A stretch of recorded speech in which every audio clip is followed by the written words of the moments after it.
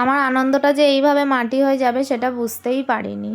তো আমার একটা কালকে পার্টি মেকআপের বুকিং ছিল ওই আমার বাড়ির কাছাকাছি, কিন্তু সেটা শুনলাম পরে হয়ে গেছে শখের বাজারে। তাই শখের বাজারে যাওয়ার জন্য আমি বাসে করে একেবারে শখের বাজার অবধি চলে গিয়েছি। তারপরে জেমস লংয়ের ওখান থেকে হেঁটে আমায় যেতে হবে, কিন্তু কি করব, আমি ওদিকটা কোনো দিনও যাইনি আর আমার ভিলারও দেখা পাচ্ছি না আপাতত। তো হেঁটে হেঁটে হেঁটে হেঁটে অনেক কষ্টে আমার ভিলার কাছে গিয়ে পৌঁছালাম। তো আমার টাইম ছিল 1:30টা, আমি ঠিক টাইম মতোই ওখানে পৌঁছে যাই, কিন্তু কি করব, ছেলের বাড়ির লোকও এসে এখানে পৌঁছায়নি।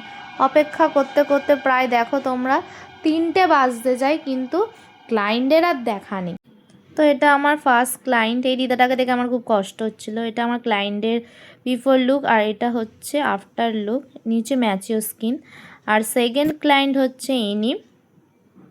তো ভিডিওটা যদি খুব ভালো লেগে থাকে তাহলে একটু লাইক, কমেন্ট আর শেয়ার করো।